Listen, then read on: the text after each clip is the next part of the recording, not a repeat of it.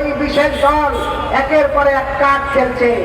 আপনারা দেখেছেন তারা বলছে কৃষি কার্ড, ফ্যামিলি কার্ড, স্বাস্থ্য কার্ড, এতে যখন কাজ হয়নি এখন তারা সর্বশেষ তারা হত্যা এবং খুনের কার্ড বেছে নিয়েছে।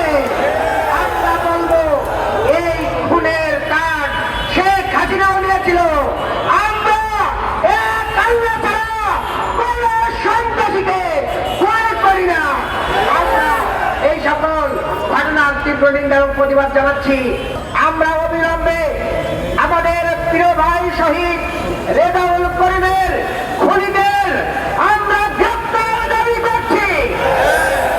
অবিলম্বে ওই ডিসি, এসপি, এবং ওসির আমরা প্রত্যাহার দাবি করছি।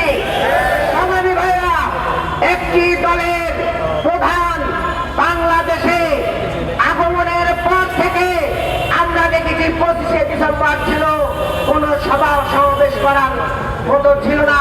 নির্বাচন কমিশন বলেছিল 22শে জানুয়ারির আগে কোনো সভা সমাবেশ করা যাবে না।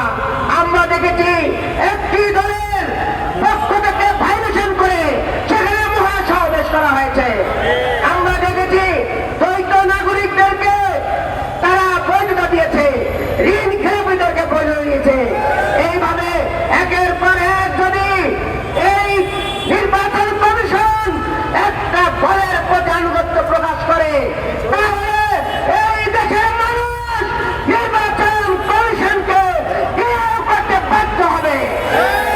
আগামী 24 ঘন্টার মধ্যে ওই খুনিদের যদি গ্রেপ্তার না করা হয়, লেভেল প্লেইং ফিল্ড নিশ্চিত না করা হয়, তাহলে বাংলাদেশের আপনার জনসাধারণ আপনাদের বিরুদ্ধে কর্মসূচি দিতে বাধ্য হবে।